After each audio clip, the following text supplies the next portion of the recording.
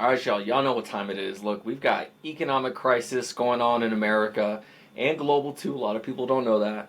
We got some VA loan information as always, right? We have the Federal Reserve meeting, which just happened, and what they're announcing with economic outlook, right, for the rest of the year, and some housing market shifts. We're all going to talk about these topics today and more. There's a lot more on this week's episodes. I don't know if you heard about GDP kind of crashing, not going how they thought it was going to go, right? GDP is an important figure, so is GDI. There's some other figures that we would like to know, but we're gonna talk about GDP today. Did y'all? I mean, this was interesting, right? The meeting with Zelensky and Trump, right, and where we've gotten to now. I think that's interesting, especially for a lot of my military folks. We kind of know what's going on in that sector, and it's interesting. That, right, not to be political, but that world affects our investments. So it's important to know, and you have an insider, kind of, like myself, right, that was in the military, that has those insights, right, can see kind of through the fog a lot of stuff that just the regular civilian public may not know. We can see those that are interested, though. There's a lot of people in the military that don't pay attention at all. Cool. But that was interesting, the whole Trump Zelensky interaction, and then with Vance as well, right? Tensions. We can tell there's a lot of tensions there, but that can affect our wallets. So that's why we care about it. All right, man. This week has been interesting. Just feels like there's headline after headline. We're seeing here in Denver more office buildings going up for sale. Obviously, we have the geopolitical stuff, but it's like we're in a daily reality show, which is riveting in all the ways. It can be positive or negative, but riveting nonetheless. All right, so we're gonna talk about stuff that the media isn't telling you, and kind of read between the lines. We need to read between the lines and connect these dots to really get this economic plan that helps us create wealth, whether you're in real estate, business, stocks, or finance, right? Knowing your history, having some foresight on what may happen. No one has a crystal ball at all. Where people are ready is they're ready to act, they're ready to move, right? Whatever happens, they've already strategically planned it, looked at it, said, okay, these are my options, A, B, C, and D that may happen in the future of likelihood, and then these are my plans to mitigate. But it's really watching shows like this, right, where someone comes and brings all these headlines to you every single week, which provides information and data culminated in one place for you to listen to in a short amount of time versus the hours it takes me, right, to consume all of this information, go through the articles, watch all the stuff, do the research, and bring it all to you. And if you don't know already, welcome to Military Wealth Club. I'm Mercedes, the Military Realtor, and as a service member homeowner, I have served in your boots before, so I know what it is to serve and use your VA loan benefits. We all know we want to save money, energy, and time while we're creating wealth and security, right? In real estate, you can create wealth and security and shelter for you and your family. So that's what we do here at Military Wealth Club. We talk about real estate, business, stocks, and finance, and also military career, stuff like that. I'm a free advisor for you nationwide. So you go on my website, themilitaryrealtor.us. You can book an appointment there, no obligation, no fees. Let's talk about whatever you got going on, military members, past and present. And let's keep it going. There's no gimmicks here. There's no, you gotta click here, you gotta do this, you gotta jump through a hoop of fire and then give us $500. Now, that I served, I know what it's like to not have someone like myself that likes talking about real estate, business, stocks, and finance while I'm in, right? Where am I supposed to put my money? In TSP, for BRS, for some of the newer folks, right? Into those plans. Well, they don't even teach you about your TSP retirement plan. So great, it's matching 4 or 5%, whatever it is, back in the days. But to what, right? And then you realize your money's been going to the G fund for 10 years, right? Making almost no returns, right? Maybe you should have put it in the S fund, right? I did that before I got out, and I made some hefty money. The money that I was put in there took a turn, and that was pre-COVID, a couple years before COVID, and small business was going up, and that's what the S fund is, right? Small caps. Anyways, that's just a tip of the iceberg, right? Where I understand when you were serving, you were E3, E4, E5, E6, E7, whatever officers, right? Oh, 01, 2, 3, 4. You're making this money and you don't know where to put it. And that's why folks like myself are here to help you, right? We are not necessarily right now, we don't have a contract. I'm not your agent, your realtor, your advisor, anything like that officially, but being able to come to a place and have a conversation like this and start thinking a little bit more than just the military. The military is a great trampoline for a lot of folks to get to where they want to get to, right? To a lot of people, it's a W 2. That W 2 income needs to go into real estate, business, stocks, or finance, right? That's all it is. Those four pots right there. But you take your W 2 and put it into those four pots. If you love if you want to leave your W-2 and have your own business, great. Whatever money generation you're on, whatever that income is, has to go into those four pillars, right? And some people are very heavy on one or two of them or a mix, right? That's up to you. That is your decision on how you would like to diversify in those different sectors. But I like diversifying in those different sectors because they're on four different market cycles, right? So when you have four different market cycles, for example, right now stocks are relatively down, sure, great. You have a lot of people like, oh my God, stocks are down. Well, you may have another market, one of those four, that may be doing well. Maybe it's your business that's doing well. Maybe you're doing well in real estate, right? Maybe you're doing well in finance. So that's why I like the four different pots. Put your W-2 money into that while you're serving, right? As an E2, E4, get ready to save that money and put it into an asset, whether that's use your VA loan to move out of the barracks, right, or to buy stocks. I knew this AO, this Orty, that he was always reading some books on investing. And I remember he said, man, I made a couple stacks. I made like 5 stacks, blah blah blah. And I was like, okay, like I wasn't getting into it though because I was focused on being in, on serving. Right, I was focused on picking up rank, on studying. I think at the time I was at E5. So I'm focused on that, and I get that, but we get that tunnel vision. He was focusing on, I'm about to get out. So I'm trying to learn a skill, make some money. Cool, cool. This is what I want to do. I'm tired of lifting bombs, heavy bombs all day.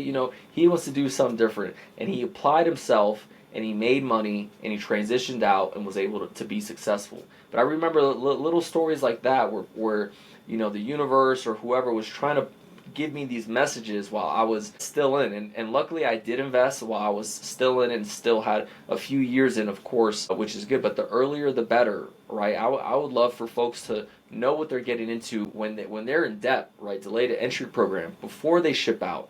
You got to know because they're going to set this stuff up for you. And a lot of people just forget their TSP. They're focused on training. They're focused on deploying. They're focused on whatever it is, but they're not really focusing on, hey, I got to start thinking about what's my exit plan, right? Because there's going to be an end. Whether you're going to be a lifer, whether there's going to be an end. You'd be surprised on some folks that call me and they're telling me, hey, I'm retired or I'm about to retire, I'm about to hit 20, I need some guidance, right? Because think about it. Some of these folks join at 18, they've never worked a regular job, right? And it's all we know. So you get out at 38, 39, 40, whatever it is, you've never been out there, right? So there will be an end, and we got to plan for that exit, right? I want you to be present while you're serving, but at the same time, we got to think about, okay, if I know I'm for sure going to get out, but even regardless, like I said, you're going to get out eventually, right? So at 20 years, what is it to get out of the military, retire out, and you have no assets that you own? You own no stocks. You didn't do well in your TSP or your BRS, and you didn't use your VA loan to hold on to properties and rent them out, right? So now you're getting out. Let's say you have your retirement pay. Let's say you have your disability pay. Great. But let's say you need to make more money. Let's say you need to make $4,000 more a month, right? You ran your expenses and your income, and that's what you need. Now, if you spent those 20 years building up your portfolio between real estate, business, stocks, and finance, you may have passive income that's coming in or other types of active income, right, through other avenues, business, whatever it is, trading. But now you have a skill, you have assets, possible, like I said, assets producing income that's bringing that money in. Maybe that's $4,000 or more than your expenses that you needed. So instead of you having to pick up a job to go contract or to go work here, blah, blah, blah, now you're set up and you can actually retire. Right? What is it to be 38, 39, 40 and retire and then just jump into another career field? Not an issue. Not an issue at all. What I consider is, what else would you do with your time? Would you spend it with your family? You've been in for so long. Let's talk about that. Well, how old are your kids? Were they born while you were serving? How long have you been away? How much time have you spent away from your family? How many deployments? How many things have you missed? How many recitals? How many birthdays? How many first this, first that? They may be older. They may be 10, 15, but there's still time to be spent with them. And maybe not them. Maybe you have grandkids. Or maybe you and your wife wanted to go and take a gap year and go travel for a year, 2 years, right? It's just something I consider, something I think about. So if we set you up from the beginning and you have an investor mindset from the beginning of growth and understanding that, hey, I need time to use growth, to use exponential here over time to increase, right? Put all my money in, and over time, this money just exponentially grows, right? Making just simple investments, nothing crazy. We're not talking about day trading. We're not talking about flipping 100 houses. We're not talking about opening a business and getting an LLC and getting $150,000 in line of credit with no docs. We're not talking about anything crazy here. We're just talking about consistent investing over time in real estate, business, stocks, and finance. That's it. So if you do life 20 years in the military, you can retire as a millionaire. Or you can become a millionaire very early, 5 years in, 6 years, 7 years, 8 years, 9 years, 10 years in, way before. But it's a stepping stone, right? I'm not telling you that you got to retire at 40 years old, 38, 39, and then you're just not doing anything. No, you got to have purpose, proficiency, and passion. You got to find that. But what I like to think about is, does it need to be tied to a profession to earn money where you need to, right? I'm very fortunate where I don't necessarily need to make any money from what I do as a professional, as a real estate professional, because how my life is set up, right? My income, expenses, stuff like that, it's not attached to this. That's why I get to be free. That's why I get to do what I want. That's why you don't see other realtors doing stuff like this, because they're attaching their creativity and their passion to what they need to make money, which you should. If you follow your passion, you should be able to live 1,000%. What I'm saying is, I don't have that tie, right? Where you have to do something you're there for the money necessarily, instead of, oh, I like this. If I got a little pay cut or something, or maybe I wasn't going to get paid today, or this, I would still be doing this. Which is true. In this business, right? It's true. If I don't get people that are reaching out to me, stuff like that, right? I'm not bringing that in, but that's okay. That allows me to be creative, because I don't have someone over me telling me, hey, I got to do this. You got to do this. You got to get your numbers up. I could do what I want, and I can be creative, and that's the link right there. So I beg you to think about, if you're in the military, coming out of the military, whatever it is, think about your investments and setting yourself up for that time when you may get out, whether that's retirement, or that's your own separation, or that's unexpectedly too. Sometimes some people get higher tenured out, right? Hey, you're not picking up rank, or we have a redundant force, and you're getting forced out and you're not ready to get out. Right? You got tons of debt, you got this, you got that, but you didn't set yourself up, you have no assets, and you're about to get forced out, right? So that's something to think about.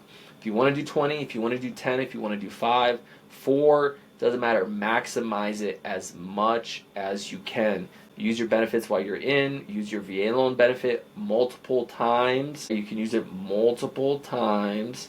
People forget that. All right, let's get into tonight's episode. It's been a wild week. All right. It's been a wild week. That's all I'll say. So we had the Federal Reserve meeting, which we'll talk about. The Atlanta, first of all, okay, the Federal Reserve is divided. There's different regions, and there's a certain amount of reserves, which I'm going to say, let me pull up the number. I don't like to speak out. Let's see, there's 11 or 12. There's 12, okay? There's 12 in the regions. I didn't want to give nobody the wrong numbers out here, but the Atlanta one, right? The Atlanta, the King of Diamonds one. If you know, you know, right? Talked about GDP reversal. Oh, let's see.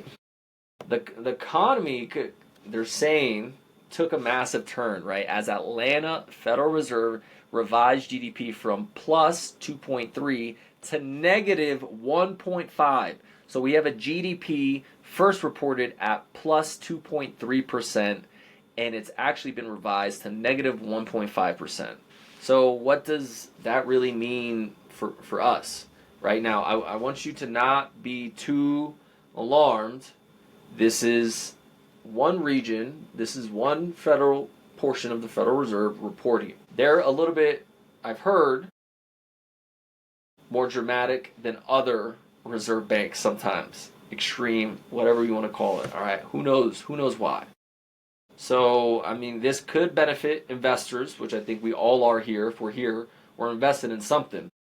You're watching this, so you're investing your time. I consider you an investor. That's you. So, investors, homeowners, business owners, right? Because we're talking about the Federal Reserve rate, which is connected to a lot of loans, home loans, business loans, et cetera, et cetera. So going from 2.3 to negative 1.5 for GDP, gross product, right? Gross domestic product. That means we got a little bit of a slowdown, which a lot of people were forecasting, and the it's the tail end of winter, right? It's post the pre-holiday season, and kind of before everyone gets their taxes. Okay, so let's be real, and it's still cold, so it's normal for us to have a slowdown in this part of winter after the holiday season and the new year. It's typical, so don't get caught up in the clickbait, right? Oh, we have a big slowdown. Look, there may be a slight slowdown, but if we're looking at trends historically in the same time last year, so year to date, and apply what's going on in the economy, that's where we make our adjustment. So don't freak out with these numbers. They use these numbers to try to get you to freak out, shock value, but these master manipulators out there, they use data, they use bar graphs, they use all these to make it seem so much bigger or smaller, whatever narrative they're trying to go for. And they manipulate the numbers to fit their story. So yeah, I learned that in school. Anyways, but we're talking about more recession concerns, which I've been telling y'all. Look, I was talking to my doctor the other day about this. We somehow were talking about the economy, but he was straight up like, we've been in a recession. And I told him, I was like, thank you. Finally, someone's mentioning it, because like we just covered, they revise data, and they usually revise it anywhere from 9 to 11 months later, right? 9 to 12 months later, and there's a lag. So with that plus lag, so we feel it later. Anyways, recessions too are announced, what, on average 18 months after they've really kicked in. And what they're trying to do is they're trying to offset fear, because that is what our market is driven by, is fear, but mostly our sentiment, right? The human sentiment and consumer confidence, right? So that drives the entire market. The market doesn't make sense half the time because it's emotional, right? I believe it's Warren Buffett. He says it's Mr. Market. You know, Mr. Market sometimes makes sense completely. He's efficient. He makes sense. And sometimes Mr. Market is very emotional, erratic, and you don't know how it's going to act. That's why a lot of people study human psychology and psyche when it comes to this stuff, right? Some of it is analytics, some of it is just regular stuff you're learning, right? Oh, I know how to read a bar graph. I know how to invest. I know how to dollar cost average. I know how to look at charts. Yeah, that's the easy stuff. The whips ups and downs comes from usually illogical emotional reactions to stuff. So don't let the headlines get you caught up in your investments. Do not use it as information and data. But we're not making our choices here off of emotions, right? We're not speculators. We're not bettors here. This isn't whatever those sports betting apps are. We're not that, right? We're here to make informed decisions with the data that we have and previous history and future foresight that we can, whatever we can come up with, hopefully, to make educated decisions that are going to bring a return. and whatever we do. Real estate, business, stocks, finance. Let's keep it going. Man, so like I mentioned at the beginning, right, you got Trump and Zelensky in the Oval Office having their little, and I guess Zelensky called someone a B word. I don't know. It was getting a little, and then they were also dogging him because he's not in a suit, right? I don't know who was it? Some bald headed. I'm bald, that's fine, but some bald headed guy. Marjorie Taylor Greene, I think, her husband was the guy who asked, like, why aren't you in a suit? Bro, out of all the questions, it was like they were jumping him. Like they planned to jump Zelensky and like dog him on live TV. That like that's wild. That's like what girls would do in high school or something like that. Like at a sleepover. Like that's messed up. And then they want to dog on him because of his clothes because he's not in a suit. The dude's in the middle of a war. And these guys are in plush suits at the White House, or Oval Office. Like, look, I'm not here to comment on that, but I'm here to look at that situation, right, and how we've gotten from there to where we're at now, where there were talks about a ceasefire, right, and at what we're seeing is the U.S. is working with Russia. That's what it feels like. And then you got the minerals. They're trying to extract the mineral. They're trying to do a mineral deal, right? And then now we're looking at trying to take their energy sector. Well, why their energy sector? Well, Ukraine doesn't want Putin, doesn't want Russia attacking their energy sector.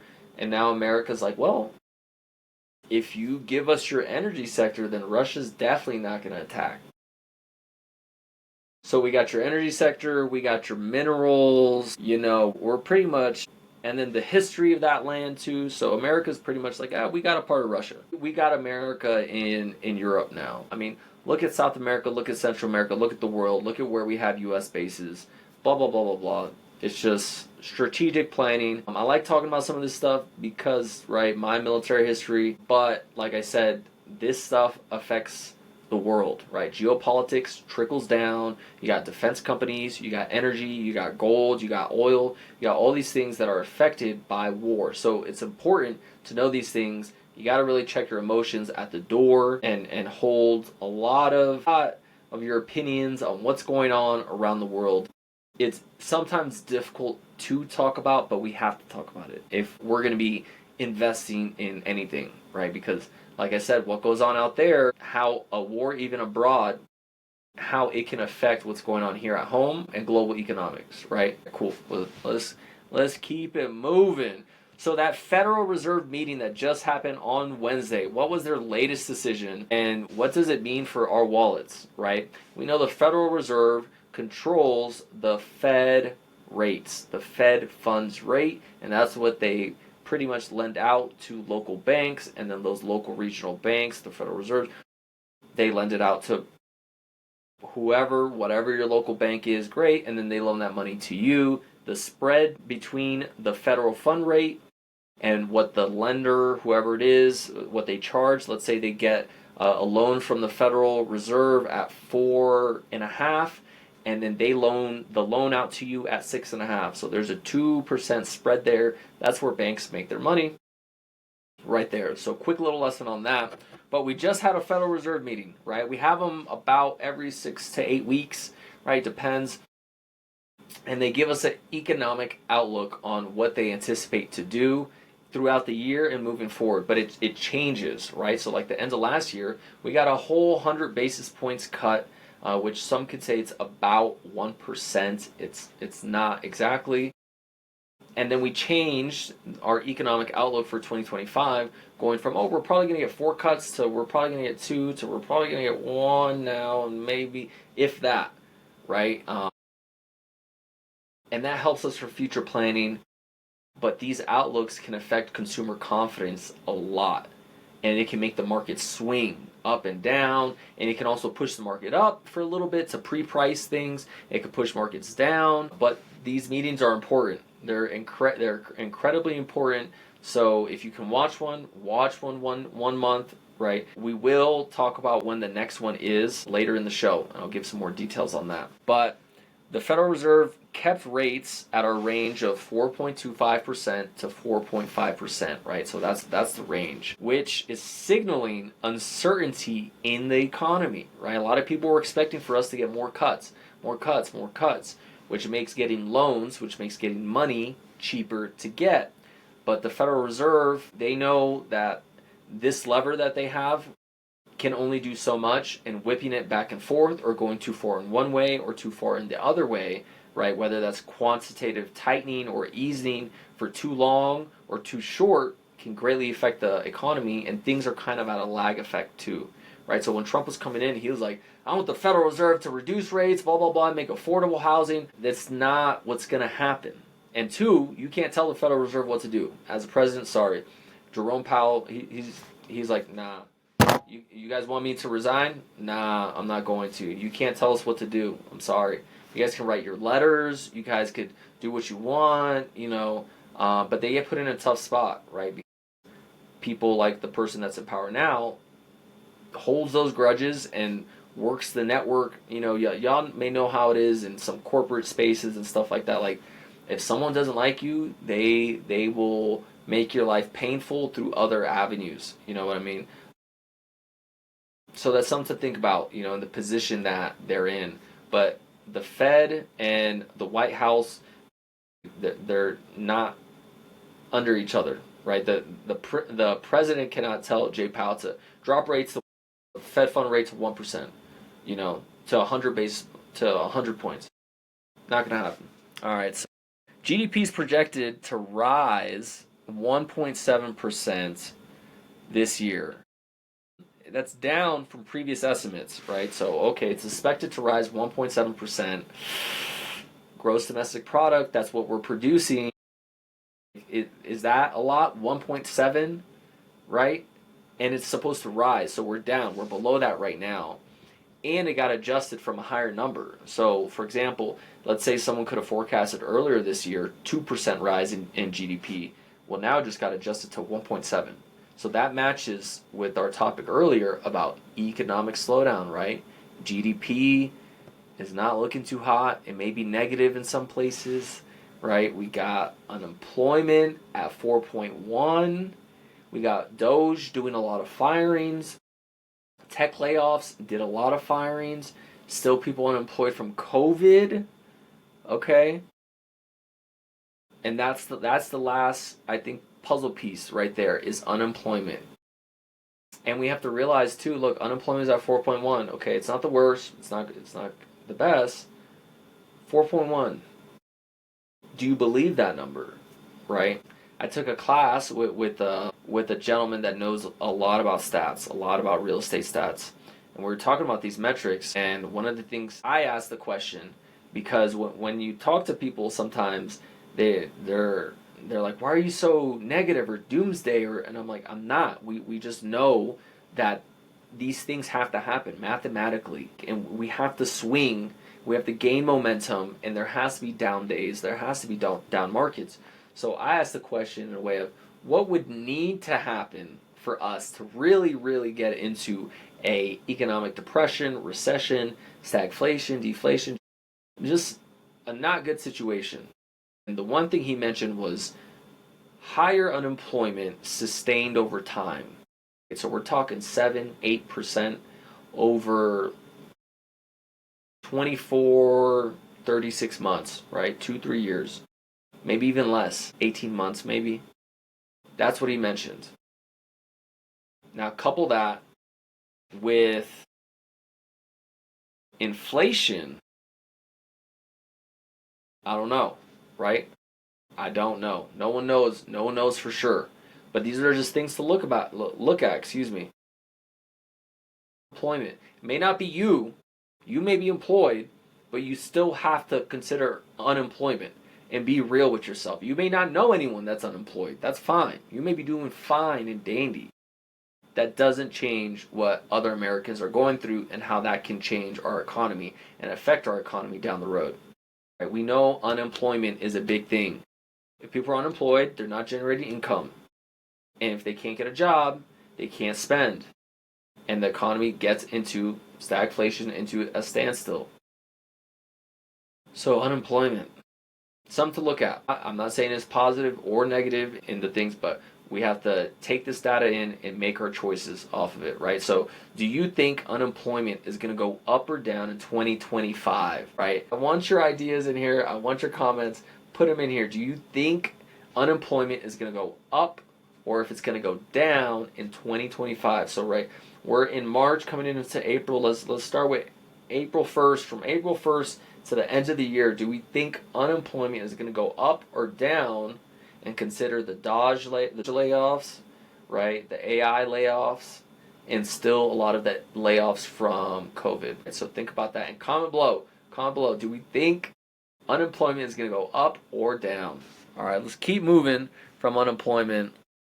We have the trade deficit, right? Hits a record high. Our U.S. American trade deficit hits a record high. Of course, how is it going to affect our wallets, right? Consumers, investors, business owners. But it's recently soared, signaling declining exports.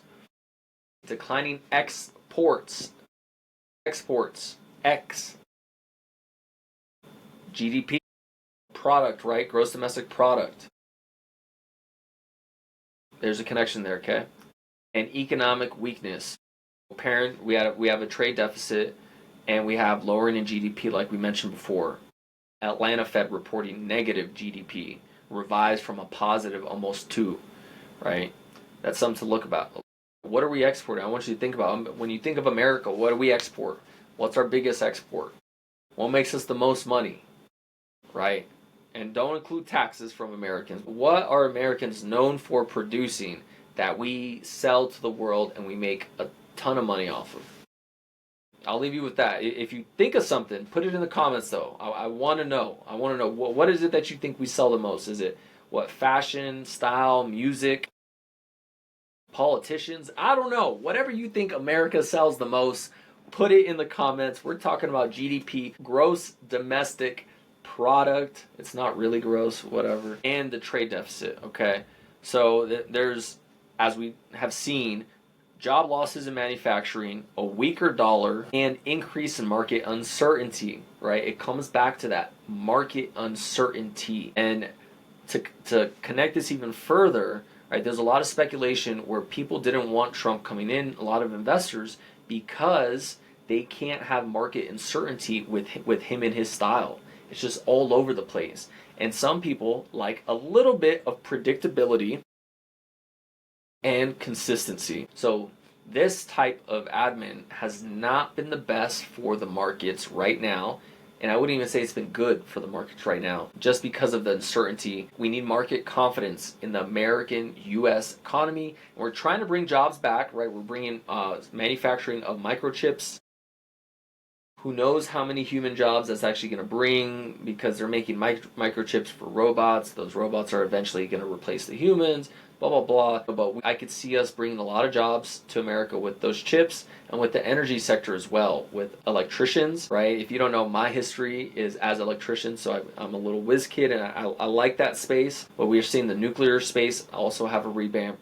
So those are things to really, really look at. And I think we'll bring a lot of jobs back to America, a lot of production.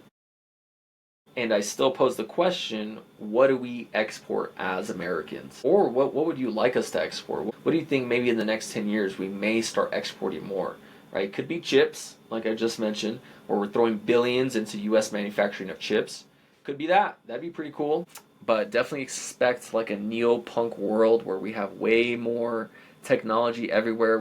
You're seeing it now. Look, go to a stoplight and see how many cameras they got up on there. And go to the wealthy neighborhoods too, the affluent neighborhoods, the affluent kind of main streets. They got even more. They got all these sensors, red light sensors, all these things. It's a lot. So that's where we're going in the long run. But think about that for your investment pocket, right? If we're going to have more Internet of Things, more devices that can connect to the web, more electronic devices, we're going to need more chips, right? And then we're probably going to need software for that, and then we're probably going to need like cybersecurity for those items, right? Of course, okay. So it would probably make sense to invest in all of those things, right? If I told you, hey, in the next 10 years, there's going to be four times as many computers out there. Let's just say in 10 years. This is just hypothetical. As a fact, I told you, look, there's going to be four times as many computers out there in the whole world in 10 years. 10 years. What would you do with that information? Would you go invest in the companies that make computers, and then maybe down even higher up, the providers of those materials to those companies that put the devices together, and then maybe even higher then, not just regular materials but raw materials? You can go down to minerals and ores and specific things, right? Like lithium. Would you, if you knew that, right? And that's how basic the investing could be, right? I remember being in my kitchen in like 2018 and doing a lot of intensive research and thinking, people love phones and devices. We're going to just use more and more and more, and there's going to be more humans. So doesn't it make sense that the price of that company is going to go up? And the company I was looking at was Nvidia at the time in 2018. Think about that. I was looking at Nvidia, and like many, I didn't make the decision to buy a ton of it. And that's what I'm not going to say I should have done that, but Mercedes now has a different perspective, and I have learned a lot of lessons, right? And one of those lessons is, if you've done your research, if the data makes sense, if it logically makes sense, put your sense into it. Your mental sense and your physical sense. Put those dollars into whatever it is. Dollar cost average. Put what you can. And if you have faith in it and nothing changes about that company, how is it not going to make you money and profit over time, just mathematically, right? You can invest in whatever it is.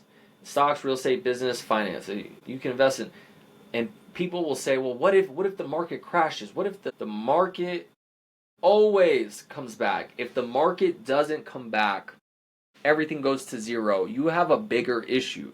We're talking World War III type issue if the markets are in that type of disarray. So think about investing, take it seriously, and we keep watching stuff like this to get the information every single week. So, man, I need some water. So what's going on with Alana? What's going on with Elon Musk over here and his AI takeover in the government? I guess he's replacing thousands of jobs with AI, but is it brilliant, or is it dangerous and irresponsible, right, for Elon Musk to get into the DOS position and use that to replace a lot of functions and people with artificial intelligence?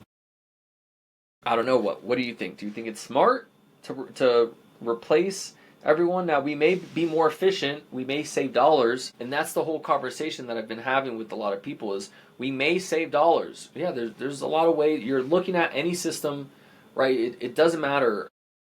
I could look at, if you're in the military, you may have a tool control program, or you may have a parts program, or you may have whatever. Sure, we could do an audit and spend a bunch of time and try to revamp it, and I could probably say I saved $1 million, right? It's not hard to say that, especially with how much these parts cost. But I didn't need to gut the whole system.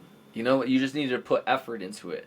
What these government systems have needed is TLC. They need an actual inspection. They need a revamp of systems and processes, right? To say, hey, we're going to get rid of everyone and privatize it, that's a different conversation, right? We're not saying that none of these government programs didn't need revamping. They did. They needed TLC. They were forgotten about. A lot of government stuff is forgotten about, right? That's the bureaucratic system. But they need to be revamped. Now, do they need to be privatized? I don't know, because with privatization, you escape a lot of red tape, but some of that red tape, they used to tell us a lot with our SOPs, standard operating procedures, and publications and stuff like that. Look, the stuff written in red is written in blood. There's a reason for a lot of these things. So to just take off the guardrails and to say, y'all go get it, that's what's going on is, hey, let me dismantle all these government systems that have oversight, have all of these systems and processes, and I'm going to privatize and bring in companies I most likely like, and I'm going to be doing them a favor and they're going to remember that for life, and they're going to make tons of money, and maybe I'll make some money off of it too. I'm going to invite all my friends, right, to come get these jobs. That's pretty much what's going on right now, is you got hired as the manager. What's going on with Elon Musk and Doge and Trump right now is you got hired as the manager at the local KFC. And then all your friends started asking you, hey man, you got a job? What's up? Can I do this? Can I do... Right? Now you're putting everyone on. You're firing everyone from the KFC, right? Because you're like, man, you're too slow, you're this, you're that. And now you're going to bring in all your friends to just come start working. Some of them good, some of them bad, right? But a lot of those people that were already working there were great people. You know, maybe you just saw a couple things and you're just like, I'm just gonna start over and bring in my own people, right? But then your own people come in and they start not being the best of people over. Maybe they're stealing from you, they're stealing from the register, maybe they're talking to you sideways because you know each other, you guys grew up on the same street, you know, they think they could talk to you somehow, and you're like, you ain't even the manager, you know, your name Chris, I know you since, you know, because there's a difference between your own people and the people that were already there. So that's how I see it right now. Is that's what's going on. Is, man, we're gonna gut all of this so that there's no red tape and we can do what we want. You know, you got to think about where he's coming from too. In his industry, real estate development, there is a lot of red tape. But at the same time, if you privatize, you know how to get through the cracks and you know how to go behind everything. And that's what they would rather do. Is, hey, let's do this with no guardrails, do what we want, you know, so we don't have to get our wrists slapped. You know, I won't go too deep. I won't go too deep into that. But it's something to think about, right? That especially in the government, we're using AI, we're using tech to replace people. And we're gutting the whole government and privatizing it to AI companies, to tech companies. Yes, we're saving money, but that's your family's professions. That's their occupations. Saving money doesn't mean that the task got done, though. Can we understand that? We have to understand that. Was the task done, or did that department just get deleted? And now we don't even have that department for veteran affairs, for patient advocates, or for whatever it is. We just saved the VA 50 mil. Okay, yeah, you just deleted their department, and you just deleted 300 jobs, which is 300 families. But then we want to then complain about unemployment going up. But we don't want to consider other people because we may be employed. And then you're employed, things are getting more expensive, but then you're complaining about prices going up. Or you're complaining about recession, inflation. Well, everyone just got fired because you wanted us to save money, which doesn't mean that they're going to cut your taxes, first of all. It doesn't mean that they're going to cut your... Okay, so to save money, but it's going to cost you money because they're going to be unemployed. And you understand that they pay out unemployment. Where do they get that money?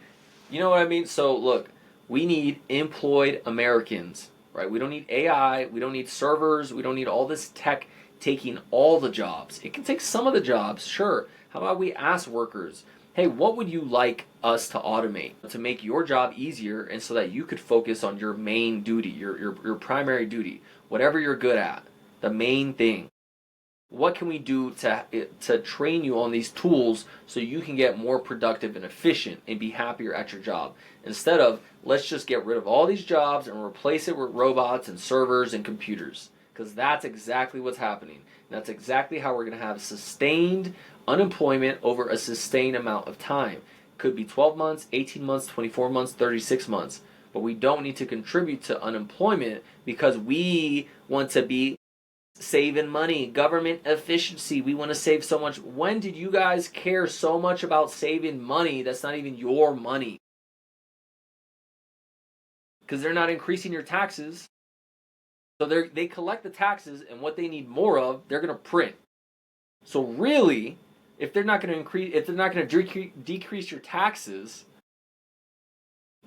they may print less money. You think they're going to print less money? So let's break that down one more time in case it went over anyone's head. Look, if you're advocating for Doge to fire people, you're wrong. And here's why. Doge firing people, not just Doge, but you have tech companies previous in 2024 and 2023, and we know what happened in COVID. We had record 14% unemployment, and we're still recovering from that, right? So this topic is about unemployment, but right now we're seeing Doge do a lot of firings and rehirings because they're firing a lot of people illegally, but they're doing a lot of firings under the guise of government efficiency and saving money. Okay, what money? What money are we talking about? Where does America get its money? Okay, well, we don't produce anything. Our GDP is junk, right? So let's take a look at taxes, right? America gets all of its money from these taxes that come in from who? From American people and from companies. We know America's in bed with the companies, so we know that they don't tax the big companies very well because the companies need motivation to do business here in America, right? So they tax us, of course. We got to pay our portion. Okay. So when it comes to government efficiency and saving money, we're talking about this pot of money right here of taxes being paid in to this pot of money of America's. Where does America generate its money from? From the taxes, and additionally we have money being printed, which that's the worst. So if we got taxes, hey, America's bank account, America's checkings account, right? Where does America's checkings account get money from? It comes from American taxpayers, right? Civilian and companies, like I just mentioned. Companies don't pay their fair shares very well, the big ones. I'm not here to talk about small business or even medium business. Let's talk about really, really big business. And like we just said, they need an incentive. So big business, right, doesn't want to pay taxes. That's what they want. But they need an incentive to come and do business here. So that's why they get tax breaks and all that stuff, right? The American people, we have our taxes.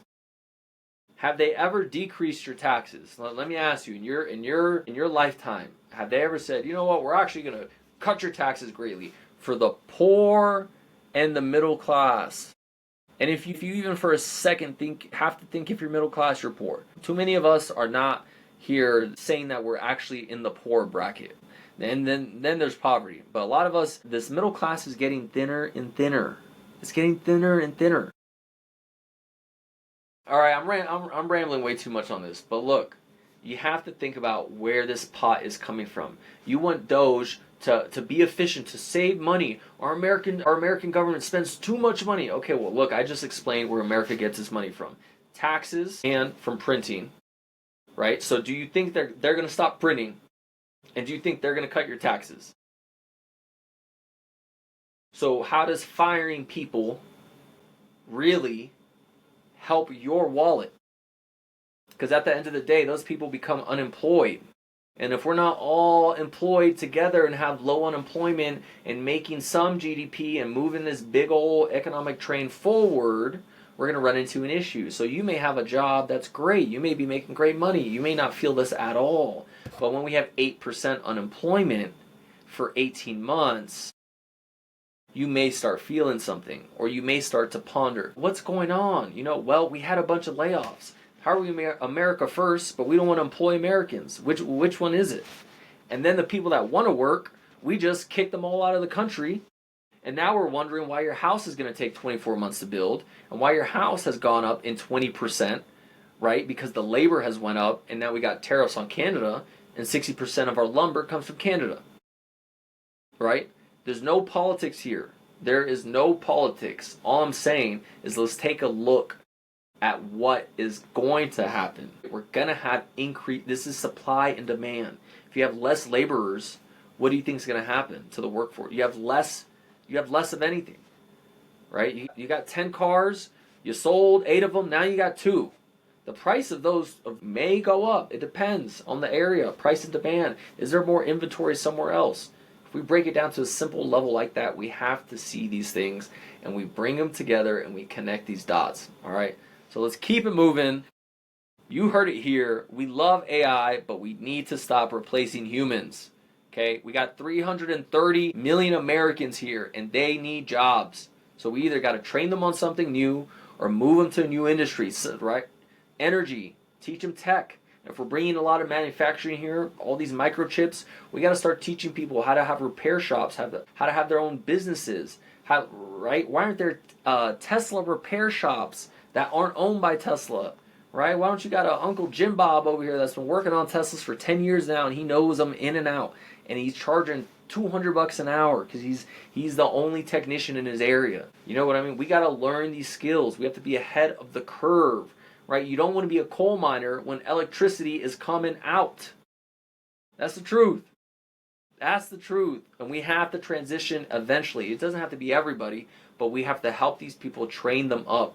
Take them, look, I know you're in the coal industry for 20 years, but you still want to work? Okay. You still got another 10, 20 years? Okay. Let's get you trained up and let's transition you to the electric field or to hydro or to wind, whatever it is, right? You already got 10, 20 years in the coal field, and you're probably a supervisor and you're probably smart, you know how to do this, blah, blah, blah. Let's transition you, right? Put America first, hire Americans, and pay them what they're worth.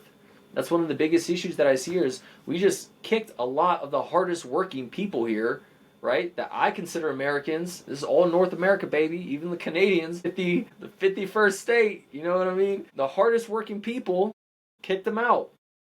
You heard Elon Musk talking about, but we're not going to stop the H-1B visas. We're not going to stop those immigrants from coming because they got skills. You know, they're coming from India. They're coming from different parts of Africa, right? They're coming from China, coming from Japan, all these other people. And what did he say? He said that because Americans aren't smart enough to do the jobs.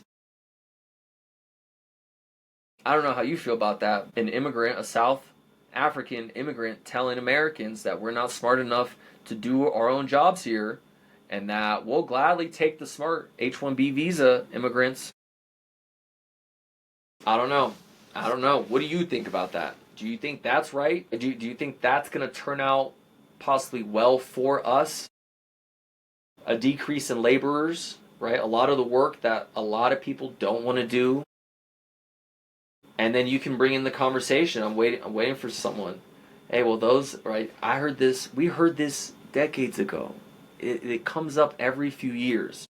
They done took our jobs. They done took our jobs all the time. All right, Jimmy, go build, go do construction, go to the fields. And you're gonna get $5 an hour, man. Complain? You're out of here. Someone else is gonna replace you in 2 minutes. So are these folks really taking jobs? Let's be real. We're talking about cleaners. A lot of the most degrading jobs to a lot of folks, right? Unfulfilling, backbreaking, tiring, and then not getting paid the market rate, right? What, you know, your cousin Jimmy may go out there and do the job for $60 an hour. Sure. I just look at it as economics. We don't have to have any political interest here of left or right, blah, blah, blah. I'm not here for that. All I'm looking at is following the money and the data. And what does that look like? So let's keep it moving. Let's keep it moving. Like I said, we don't want AI replacing our humans. And not only Elon, but I mean, this is kind of 2-in-1 now, but we got the Pentagon also implementing AI, which has been a thing. You know, when I was in, there were AI programs being used. Before I was in, there were AI programs being used. You know, a lot of this stuff is out there. Hold up, I'm trying to figure something out here. I'm trying to figure out. Oh, I put this mic.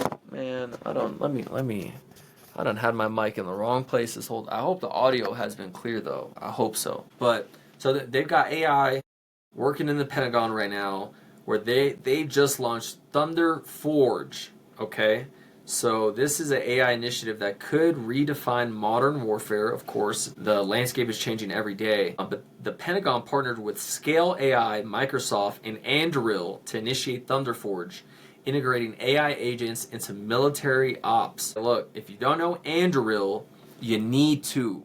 That is my #1 defense pick. They haven't IPO'd though, so keep an eye on them. This isn't financial advice. As you know, I'm not your agent or your advisor.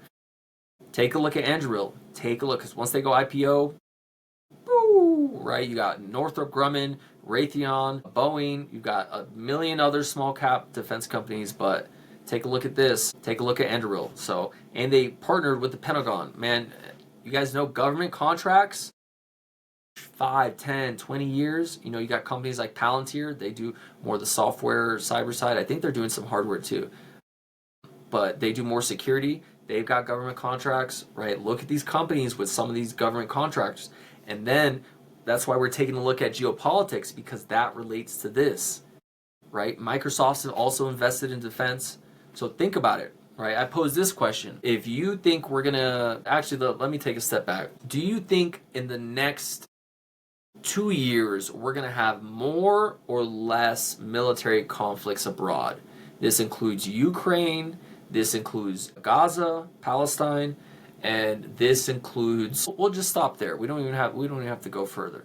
Yes or no? Up or down? Do you think military conflict with the US is going to go up or down? Do you think we're going to maybe send more money, more troops, or less money, less resources? Right? If your answer is more, then great.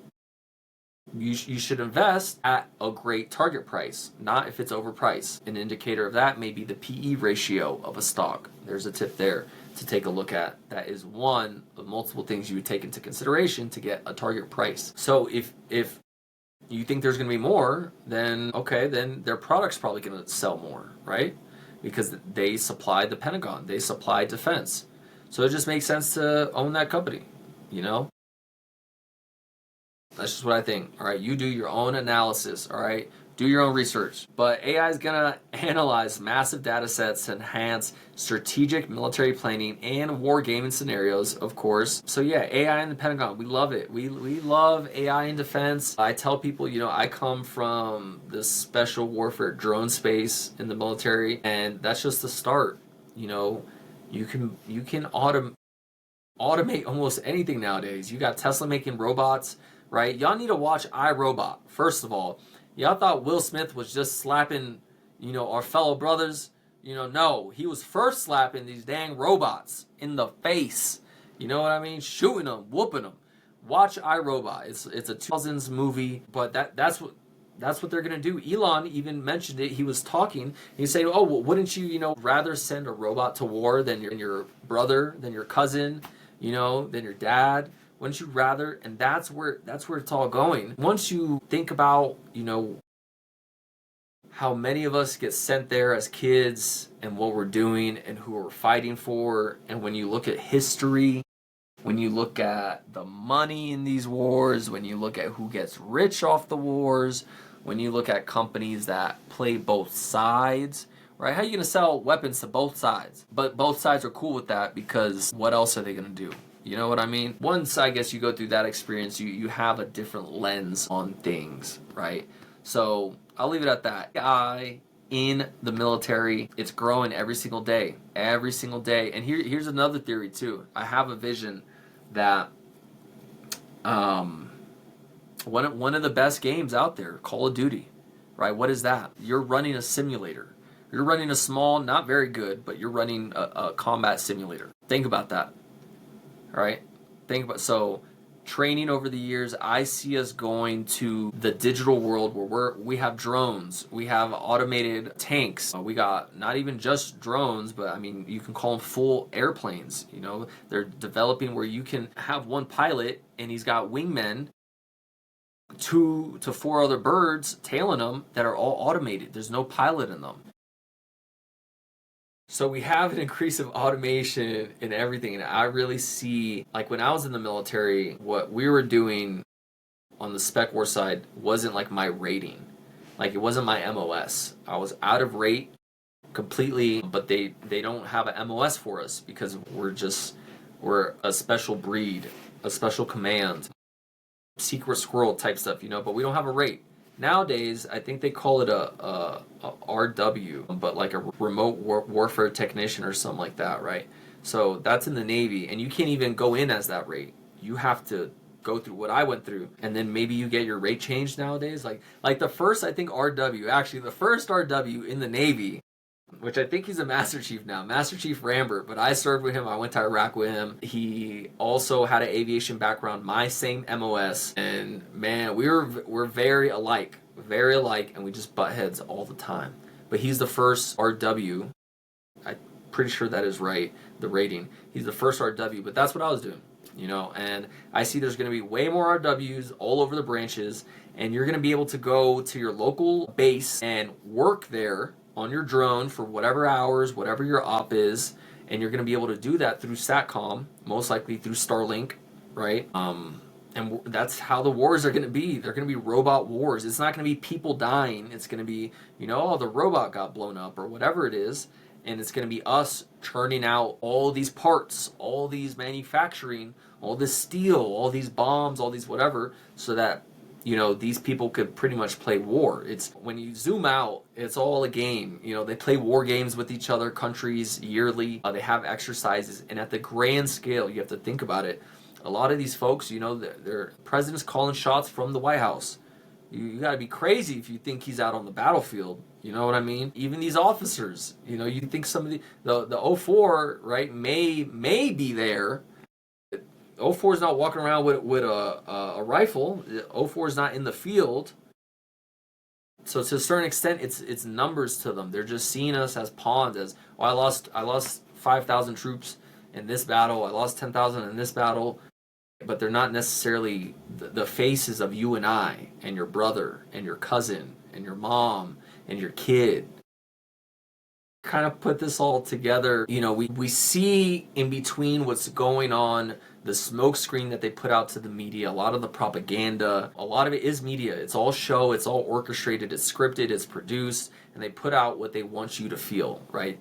And that's why they can move market sentiment a lot. The media drives the market like crazy, and current events too. So that's why there's big current events like when 9/11 happened. That shook the market, right? Obviously it recovered, but it shook the market. So you have these black swan events that can drop a market 10-15%. And then get us started into a cycle, whether that's a bear market, downward market, or a bull market going up, right? So regardless of all that, look, to me, none of this is stressful. None of this is positive or negative. To me, this is interesting. To me, this is like, maybe you got someone that loves sports. I enjoy some sports, but I'm not obsessed. I'm not thinking stats and numbers and this and that. But that's how I am when it comes to economics, these companies, geopolitics. To me, it's a lot more interesting, a lot more real life in what we're doing, and you can make a lot of money. So let's keep it moving. Let's keep it moving from that one. Let's keep it moving. So here in Denver, we have a slight real estate market shift. So we really have to ask, is Denver housing market about to crash? But here's what the latest data reveals. So who would really benefit from this? We're talking homeowners, realtors, like myself possibly, home buyers, and we're looking at homes are selling at 98.6% of the list price, right? So that means, here's an example. If they listed for $100, this is a theoretical situation, they listed for $100, they got $98.6 from that. It's pretty good. That's pretty high. It could be some concessions, could have just worked them down on the exact list price, but it shakes out to then they got about 98.6% of their list price, which is down from 99.1 last year. So a slight 0.5 difference decline, which not too much, all right? Now, what does that mean? Well, sellers are losing a little bit of leverage while buyers are gaining negotiation power.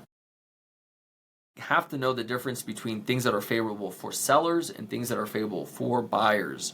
Difference in these markets, a seller's market or a buyer's market changes the deal a lot, and they can leverage, right? Well, has this property been on the market for a long time? Have all the properties in the area been around for a long time? Why? Questions here, right? On the buyer side, well, what's advantageous for the buyer and what's not, right? Well, are properties flying off the shelf? You got 5 days on market.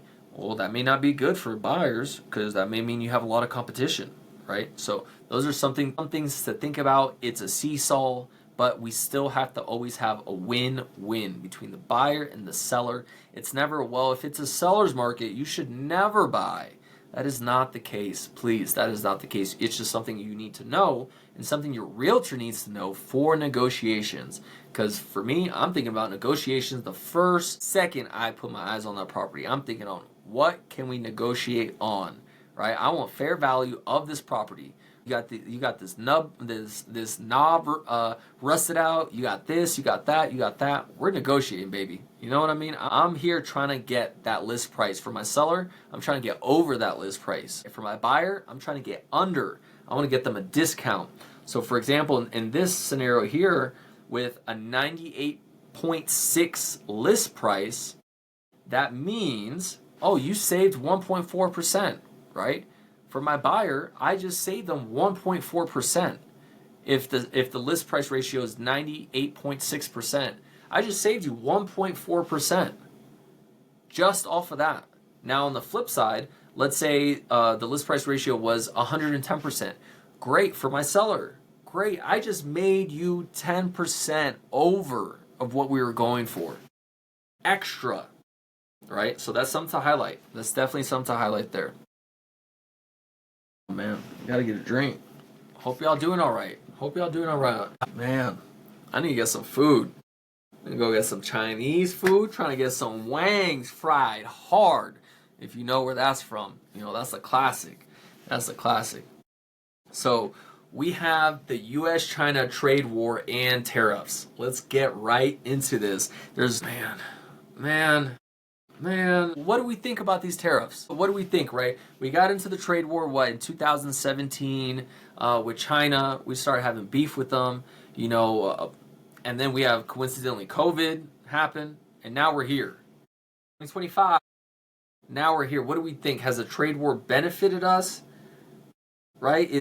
Especially in our economy. We're a consumer economy, right? We were talking about this before with GDP. What are we exporting? What are we getting out? So we're slapping tariffs on China, Canada, and everybody's mama. What is that really going to do for us, right? Because on a tariff, you're paying for that, the consumer. You got to be wild to think if the company's going to take that hit, or the company's not going to take that 20% hit, that 25% hit. They're going to say, nah, we're just going to bump up your price because you're still going to buy this, most likely.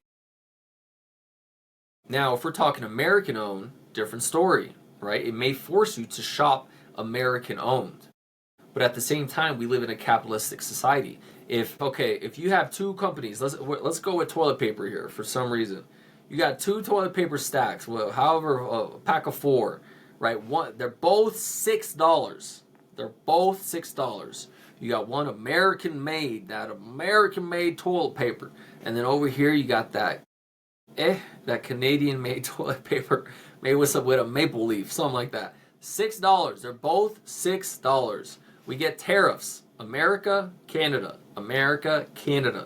Okay, we get tariffs. We're gonna say this tariff here is 30%, right? We're gonna say a 30% tariff. Okay, on $6. So now the Canadian one is $8. So now your toilet paper went from $6 to $8. Now your American toilet paper is still $6. Great.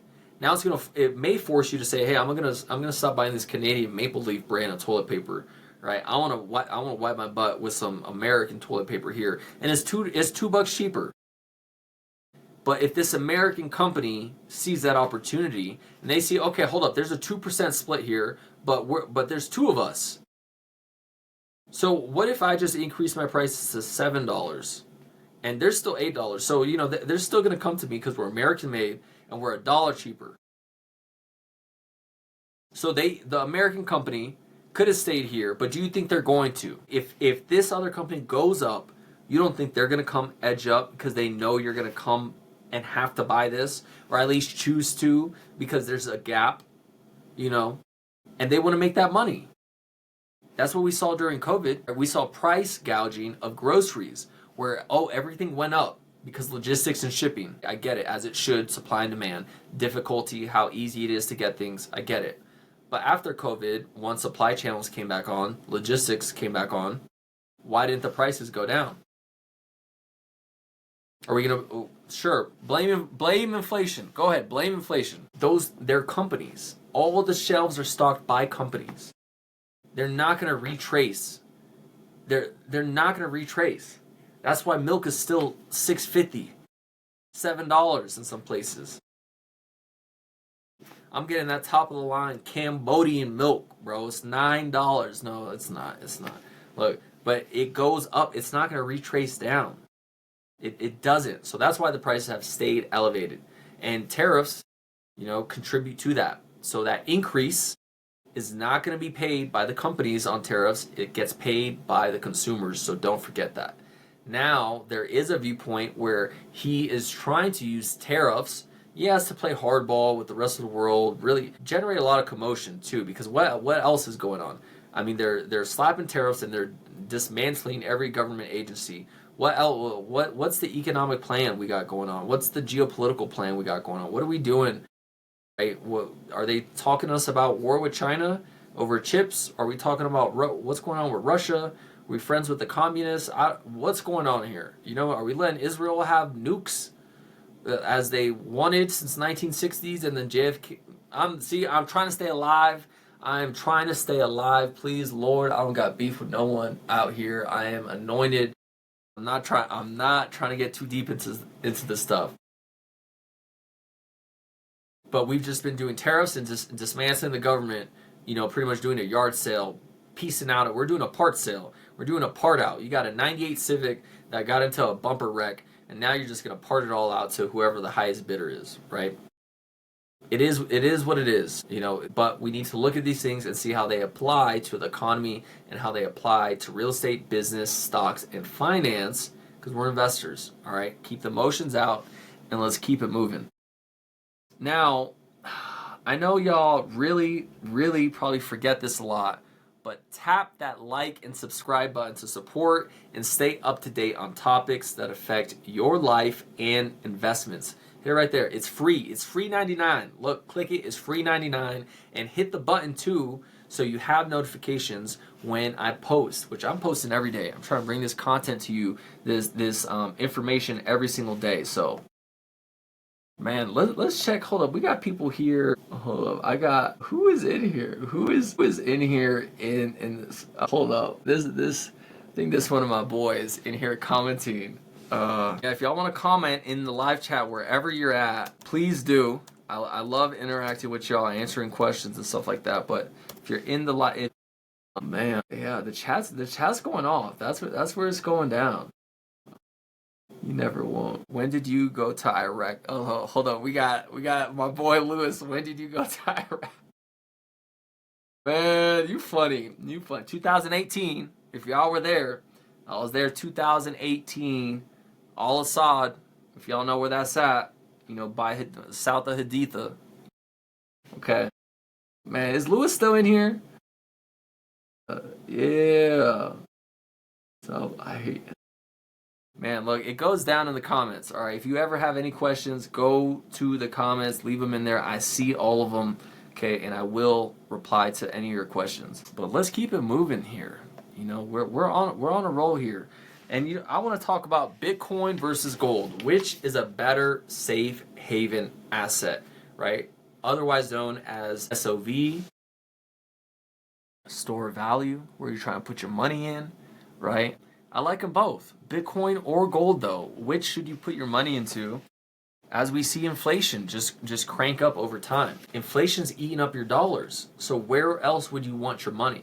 Right, putting your hard-earned energy into dollars and then putting them under your mattress, you might as well just throw some of those dollars away every single month, right? Because it's deteriorating the value of it. That's why we're heavily invested in Bitcoin and gold. Gold has stood the test of time as being the number one currency that has withstood civilizations. $30,000 worth 50 years ago should ideally get you the same value today. Okay, 1980, let's say 1990, you could purchase a vehicle for $20,000, right? That invested into gold theoretically, ideally, gets you the same value today of a vehicle that's worth around $20,000. Okay, so that's the idea there. with money, with fiat currency, whether it's the dollar or other currencies that aren't backed by anything, aren't tied to anything. They're a fiat currency. They can just inflate. That is inflation. That is printing over time. When it comes to Bitcoin, there's a certain amount of Bitcoin once it is fully mined, and that will be all the Bitcoin, right? So consider that. If you're not invested, consider it, because once it's done, it's done. And that's one of the big differentiators I see. Because gold, we can keep extracting gold, right? But if I told you, look, you just took the last gold ore from the earth. That was the last piece of gold. Don't you think the price of gold is gonna go crazy once that gets put out? The last piece of gold has been mined. The last one, boom, prices go skyrocket. Why? Because now you have to get it from someone, and they have to want to sell it to you. So it's not even about resources. I gotta have a mine. No, you can't even go get it if you wanted to. If you had the energy and the time, you gotta go buy it, and they gotta be willing to sell it to you, and they're gonna sell it at what they want to sell it to you at. So think about that. When Bitcoin is fully mined, what is that going to start? Right? What kind of wave is that going to put out there for the market psyche? Right? 21. Oh, we finally hit it. I think it's 21 million Bitcoin. We finally hit it. The price is going to, who knows? It's going to double. Even if it's just for a while, but that initial shock of, oh my God, I got to go buy some. Because there's no more. I got to go buy some. So just think about that. All right. I love Bitcoin and gold, but right now we're talking about which one, if you were to choose one. So obviously this is for all of us investors, especially the crypto enthusiasts. And if you're a wealth builder, come on. So I was about to say, I don't want to say that either. You know what? I'm just going to I'm not even going to say nothing on that. But look, gold, year to date, 10%. Year to date. We have more war that increases gold prices. Something to think about. Bitcoin up 30%, okay? And both are seen as inflation hedges. I was about to say something. Inflation hedges, okay? Institutional money is flowing into both of those assets. Look at how much money is going into Bitcoin. If you still think Bitcoin is a fraud, I love you. God loves you. I just don't know how well you're going to do in this world. You know what I mean? They've invested into it. Larry Fink, BlackRock. If the company BlackRock, which y'all got to do some research on BlackRock, they own everything. They own the Panama Canal now. They probably own a portion of every single one of us somehow. But they released the Bitcoin ETF last year, and that, right, price is going up because of that. It makes sense. We don't need to do any more convincing. Right? We're going to digital currency. A lot of your currency is already digital. Your dollar that you send on Venmo or whatever, Cash App, that is digital. They're not sending a dollar to your friend, a physical dollar. In the system, it's zeros and ones. So we're already on a crypto, your Apple Pay, your credit card. A lot of us aren't using cash. I use cash almost every day. So think about it. You're already on, so that's it. I'll leave it right there. Crypto, Bitcoin, gold, take a look at it. Those are great assets, okay? Great assets. Take a look at it. This isn't financial advice. I'm not your advisor. Let's keep it moving, though. Let's keep it moving. Man, what else happened this week? And look, as you know, comment the stuff you want to talk about. You want to learn more about. Comment them below if something happened this week. Hey, let's dive into XYZ and how can this event affect this, or if something's coming up in the future. I really always want to hear what y'all got going on and your ideas. That's what this is all about, is having just ideas and getting it out there. We're seeing some commercial real estate collapse, some would say. Is this the next financial crisis? And I have been keeping my eye on this for the last about 18 months, and it is a concern because you have office buildings that are sitting empty, and we're headed for, who knows, a commercial real estate meltdown. We have to look at what is owed on the books, right, with these loans. And the biggest issue that we're running into with these commercial office spaces is, one, people aren't signing up for extended leases, right? Because we have work from home. Ever since COVID, there's been a big shift there. Number two, that then comes into our rates that we have. if our rates are higher, our Fed funds rates, than they anticipated, right? That's not to say that rates are high, but it is higher than the owners and the builders and the managers of this, let's say, office building or multifamily, whatever commercial space, right? Because they were penciling this out years ago. Maybe they came up with this during COVID, but we got super low rates. It's never going to end. It's going to be great. Then they get the loan, but the loan may be only for 5 or 7 years before they have to refinance the loan, renegotiate terms, maybe move some capital around, do a new capital stack, all these things, but they reassess the property at that time. And if rates aren't high and they can't borrow money at the money that they anticipated, that they penciled in, then they're going to have to get rid of the asset. Most likely. They're going to have to walk away from it. They're going to have to sell it for a loss. They're going to have to do XYZ, right? Because they didn't anticipate an increase in interest rates on the how much I could get money for. And when you're in that COVID zone where rates are really low and everyone's in a hysteria, kind of like they're manic, they just think that it's never going to end, that we're always going to be 0%, 1%, we're always going to be. It's not the case, Chuck. The cookies crumble. The show is called at a certain time and it's up. And that's what we're seeing with these loans maturing, right? They call it maturing, where it's, hey, I hit the 5 years, and if they're hitting the 5 years right now and it's not penciling, like I said, they got to get rid of the asset. Okay, so that's something we're looking at, and there's a lot of losses for these banks because the banks are the ones that cut the loans, right?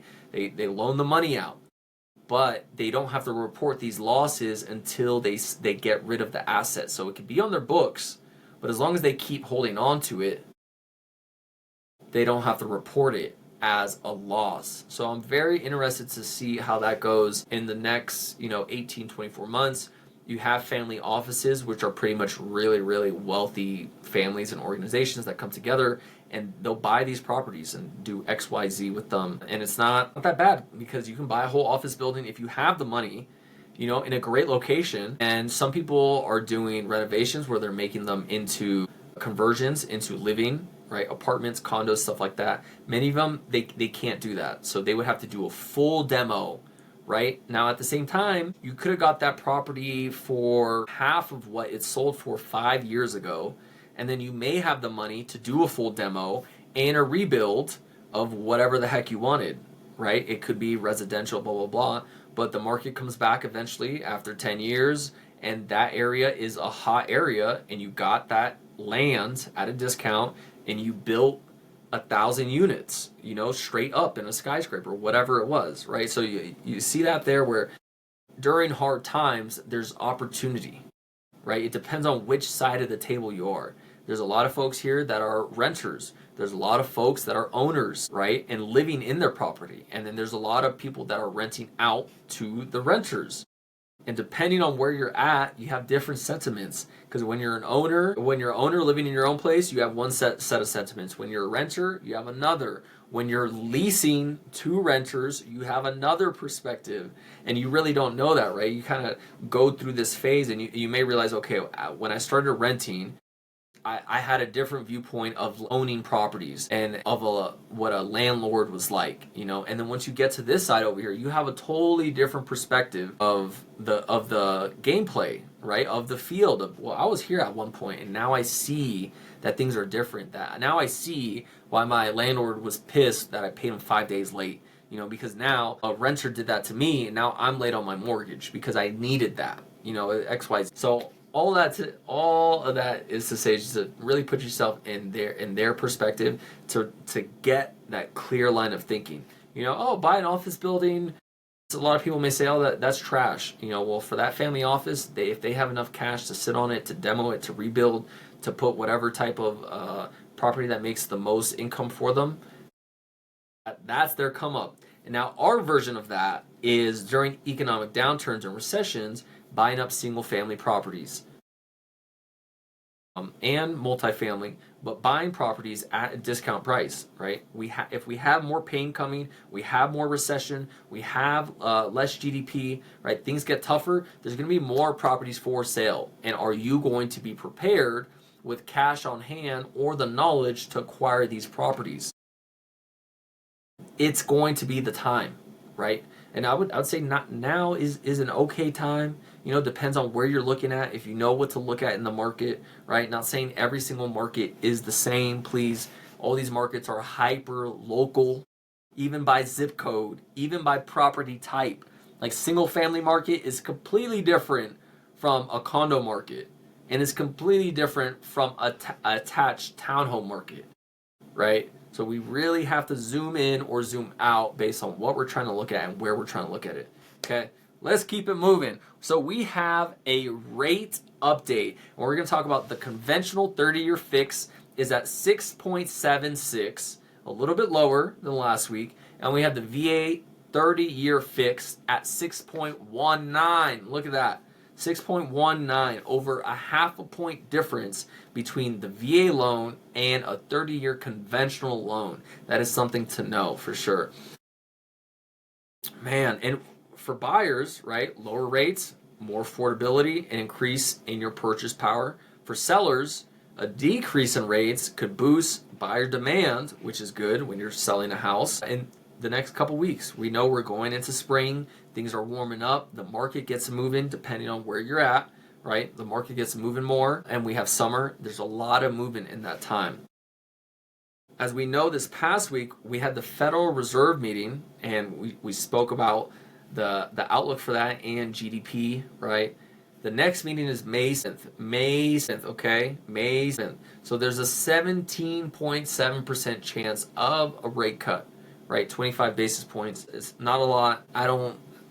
It's too far out. We just had this meeting. We got to get closer, but I really don't think we're going to get a cut. I think we're going to stay exactly where we're at and keep sailing and seeing what comes of this. Man, what else we got? Okay, so this week, our word of the week is loan contingency. Okay, don't get me. This is 2 words. I get it. This is your keyword, phrase of the week, whatever you want to call it. Loan contingency. Okay, the definition of a loan contingency is a clause in a purchase contract that allows buyers to back out if they cannot secure financing within a specified period. Okay, who does this help the most? The buyers. Okay, it protects against financial risk when securing a mortgage. Something to know. Loan contingency, don't forget it. If you're putting an offer in, talk to a realtor about it. Make sure that you have a loan contingency and you know the details about it and what that means. Now let's take a look at some Denver market metrics here. Here in Denver, days in MLS, 57 days, right? It's not horrible. Like I said, real estate is hyper local. So take a look at your local area. It may be 90 days, it may be 10, right? Who knows? But this favors buyers here in this area. Longer market time usually can convey to more negotiating power. That's the first thing I'm gonna look for. How long has this property been on the market for? Has it gone off the market? Has it come back on the market? How many times?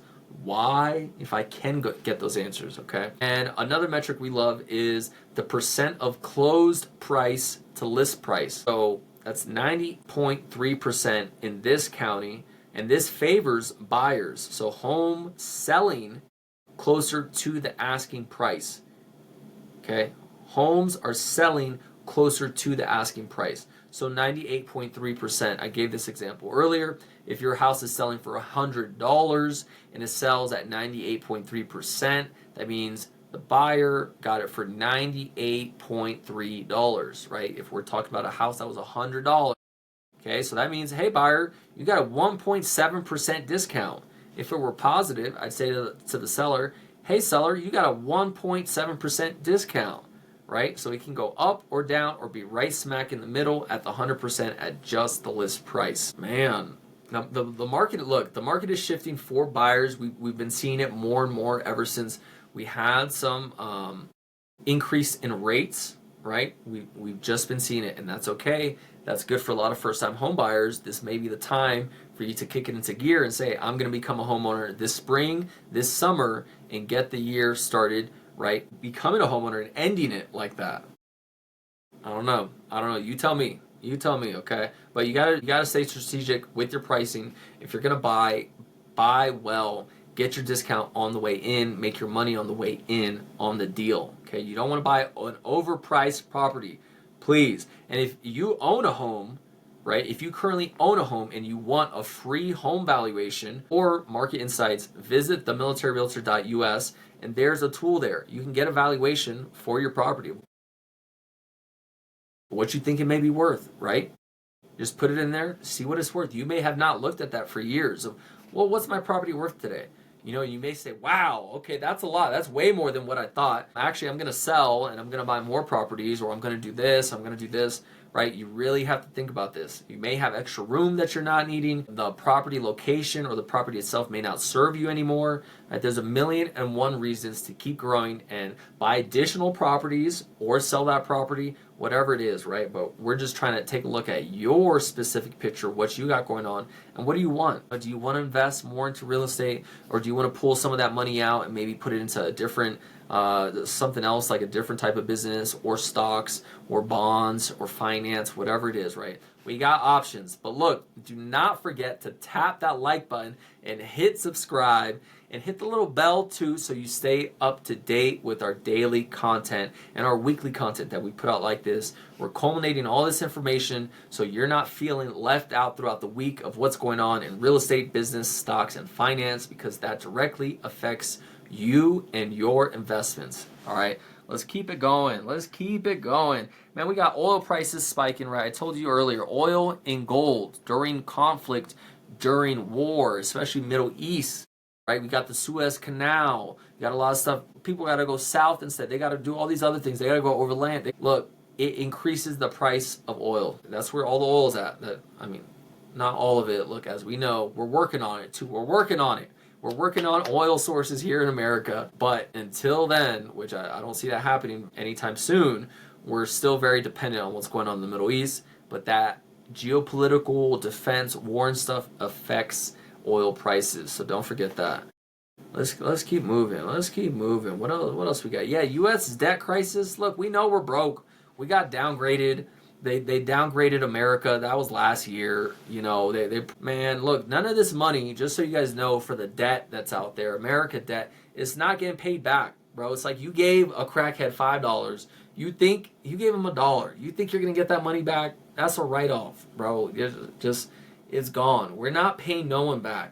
And I actually had this conversation with the economics professor at University of Denver when I was going there, and I was like, this is the whole ledger system. No one's paying the money back. This is all a game of just hot potato, and whoever's got the potato last is going to kick the bucket type thing. You know what I mean?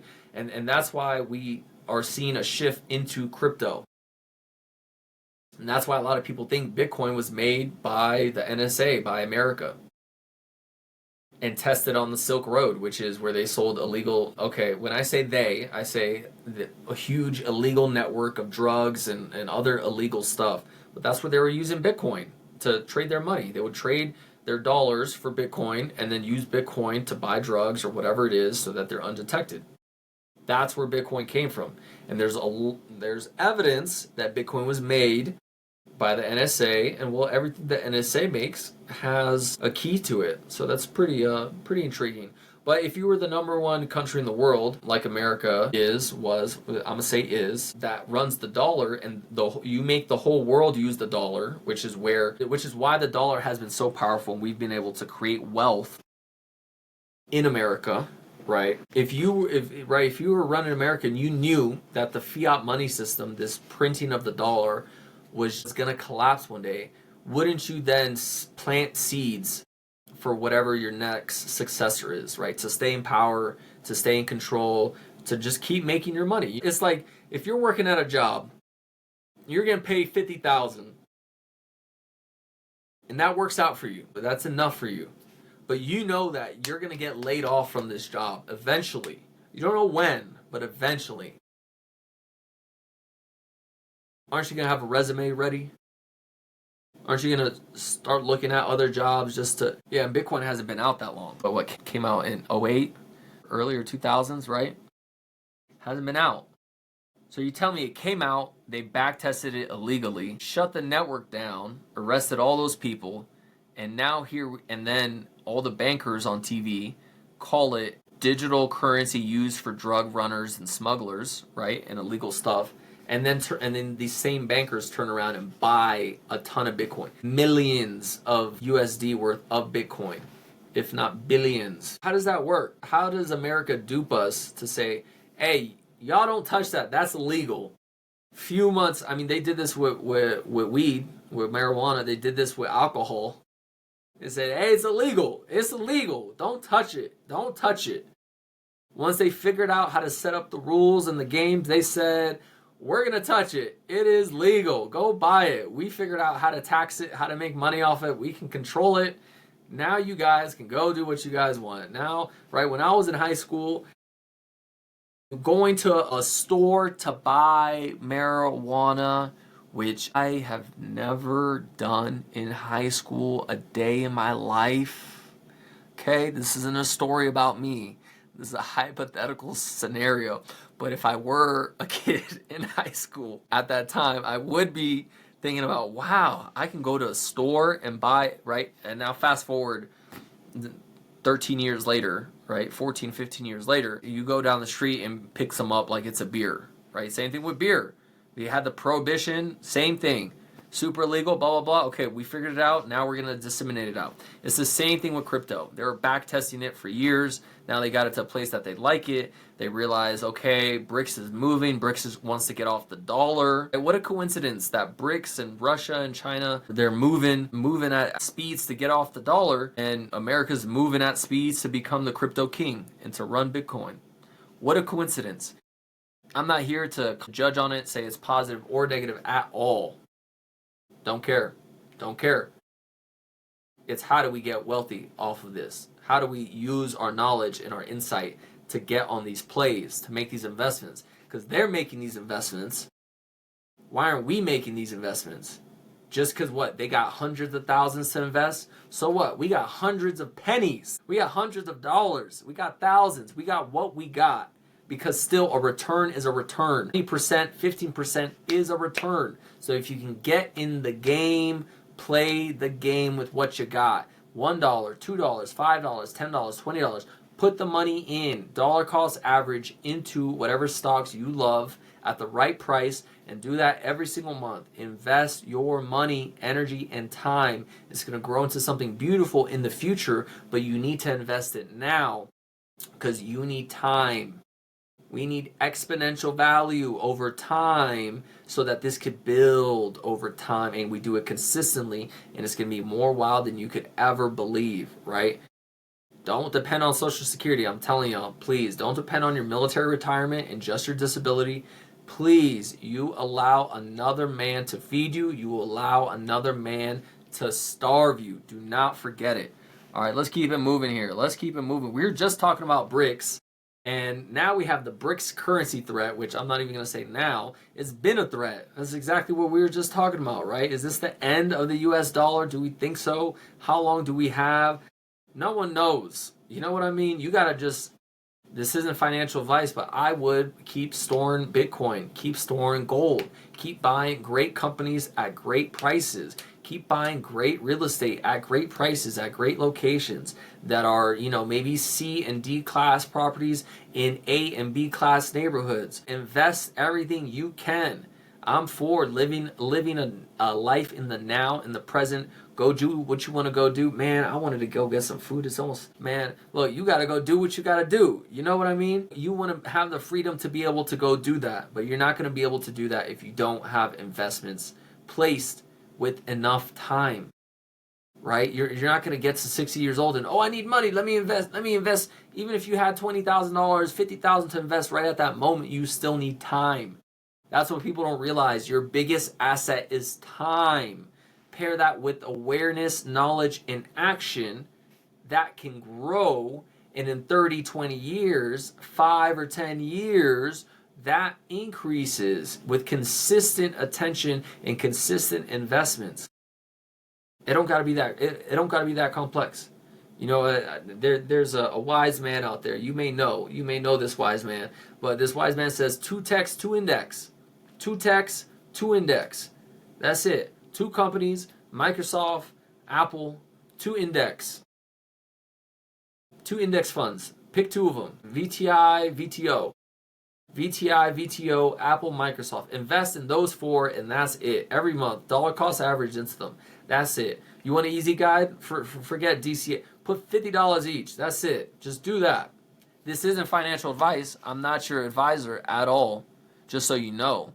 But that is something I may have done before and would do. You know what I mean? It doesn't have to be complex. You don't have to get into these charts. You don't have to be doing what we're over here doing, getting into this. That's why we are here, to provide some of this insight for you, right? To give you enough information and actionable steps for you to take. So think about it. Forget it. You don't want to do 2 techs, 2 index. Do 4 techs. Forget it. Pick 4 great companies. Microsoft, Apple. Boom. I just gave you 2 right there. Who else you want? Google, Nvidia. Cool. Boom. Slap those. Now you got 4 companies to go start looking at. Do your research on them. Invest when they're at a great buy point. Invest every month. That's it. $50 each. Start with that. This isn't financial advice though, right? What you do is what you do. Just know that. Just know that. But keep an eye on BRICS, right? I have a lot of people talking. BRICS is just an economic coalition, economic alliance. Bro, everything is ran by economics. Bankers have started every war. Everything is about that. So please, this is BRICS versus NATO pretty much, right? And we're a part of NATO. Let's not try to front here. And then you got people saying, well, we're friends with Russia, and Russia's not friends with China. And blah, blah. Bro, we're not friends with Russia. We're getting duped by Russia. Putin's KGB, bro. That's like Putin being Secret Service is like our president being Secret Service, but he's not. The dude's a real estate businessman. He's not Secret Service. Putin is out here playing playing checkers, while we got over here, we're playing clown checkers. You know what I mean? And it's manipulation at best. But all that to say is, though, I would never put it past for Russia and China to work together one day. Maybe we rub them wrong one day or whatever it is, or they realize that they could get a bigger benefit from siding with China, because China may say, hey, let's kick this brick thing into overdrive and let's get it going. They already talked about having a BRICS currency, a paper one. They're working on a digital one. I heard the Saudis are working on a digital currency with China. So these are things to consider in the money system. Think about BRICS, look it up, Google it, do some research on it. But I see BRICS and the money and the banking side being bigger than geopolitics, war, right? Microchips, energy, manufacturing, banking, and the financial system, and what the rest of the world will use to trade with is going to be incredibly important, because it has been for the last 50 years, right? That we had this agreement using SWIFT's pay systems and using these pay systems that making countries work on the dollar, trade on the dollar.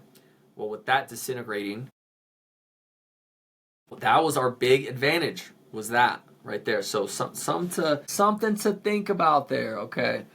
Man, what else we got here? What else we got? I don't want to take your time too long. I know we're running on 2 hours here, but this is important information, right? And in these 2 hours, you're gaining all this information rather than it taking 38 hours over the week to culminate, listen to all this stuff, and go through it, right? This is a big one. So BlackRock and Vanguard's housing grab, how corporate has been taking over our communities. Like I mentioned before, BlackRock, really large company, so is Vanguard. They are buying up single family homes. We've been seeing this over the last year to 2 years, and they're not the only companies. So are they pushing us out, regular buyers? And I think we're becoming a renter nation. I believe I heard that first from Ken McElroy, and he was mentioning a renter, and possibly even Robert Kiyosaki as well.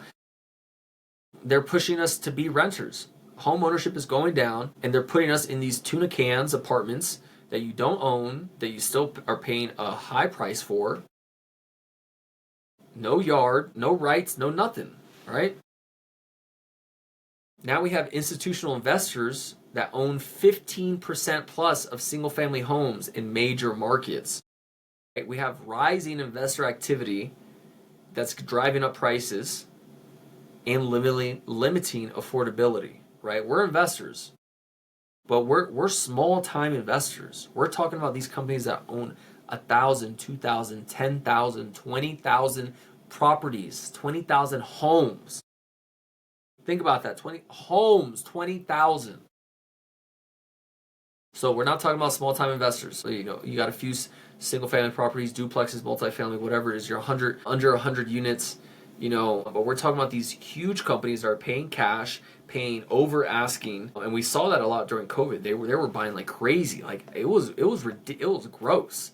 It was like how they were just throwing money at it because they wanted to flip it to us down the road. They thought maybe, well, the market's going to keep going up, so we'll sell it back to them in 2 years, or we'll lease it to them at a high price.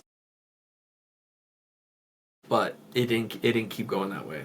So an advantage for some first time home buyers to act fast before, you get outbid by BlackRock. You never know, they could be coming to a town near you. But regardless of that, you should always tap and like the subscribe button. Tap the subscribe button, hit the notifications if you want to stay up to date with our content. Every single day we post, every single week. Don't miss it. This is information that you need to know to keep yourself and your investments safe. All right, let's keep it moving here. Let's keep it moving. Man, I need to go get some food. I was trying to go get some Chinese food. Man, we'll see. We'll see. What else we got here?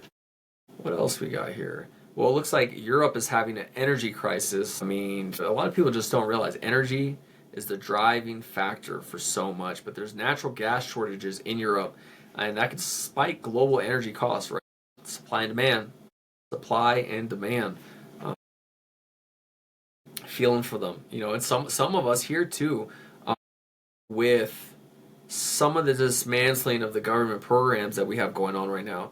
A lot of American citizens are getting hit with crazy electricity bills, double the bill, 150% the bill. Wild, because they didn't know that these programs were helping them out, we're incentivizing them, and we're helping. But now you're just getting shafted by the companies.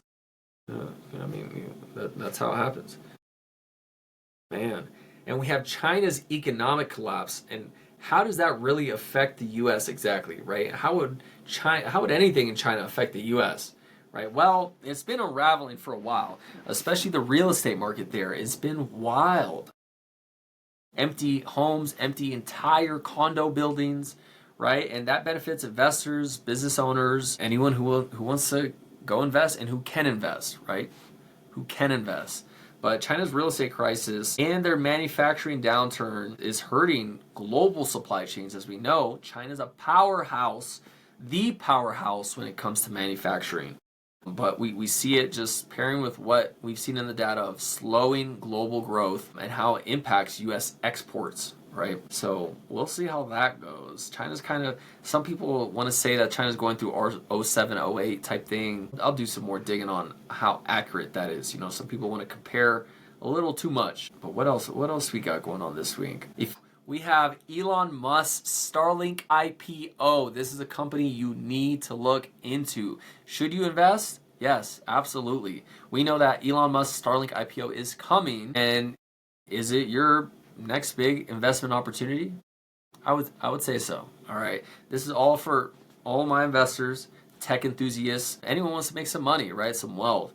But if you don't know, Starlink has a global expansion, and it's gonna make $1 trillion industry. They have the most satellites out there, which is wild. But they're not public yet. They haven't hit their initial public offering yet, IPO. But when they do, you'll be able to buy it on the stock exchange. So you may want to save your money up for that. Buy into it. Do your own research. All right. But keep an eye on Starlink's valuation and regulatory. But with Alana being the first lady right now, like just kind of anything he's on for the next couple of years is gonna do well. We can talk about Tesla. That's really, I don't want to talk about Tesla. It's they're not doing too well, but they're the first. I don't know. We don't know how it's gonna shake out. What I want you to do some research on is maybe Henry Ford. Do some research on Henry Ford, and that may give you a little bit more insight on what I'm thinking when it comes to Tesla and the Tesla environment and where they could go in their future and their potential. So just a little bit of research on Henry Ford and his process. Remember, Ford Motors, the Model T, the production line, the assembly line, right? All of that jazz. So take a look into that, all right? But y'all know that it's about that time, All right, we've had fun. Almost 2 hours is pretty much a date. It was nice. Maybe I'll pay for dinner next time, But please drop a comment below with your thoughts, any comments at any point of this video. We want to have open conversations like this, and let me know what topics you want covered next, right? I always look at what people comment, and I always take it into consideration, and I'll dive deep into it, make some content about it. But when you're ready, not if, when you're ready to start your real estate journey, please go to themilitaryrealtor.us to schedule your free, no obligation discovery call. And we'll talk about what your real estate vision is at the time, your specific scenario, and any type of advice that I could help set you up on your journey and point you in the right direction, right? I've got a nationwide network of realtors and lenders, so I can help you out anywhere and provide you advice while you're going through your real estate journey, all right? So please take care, God bless, and remember, ownership is freedom.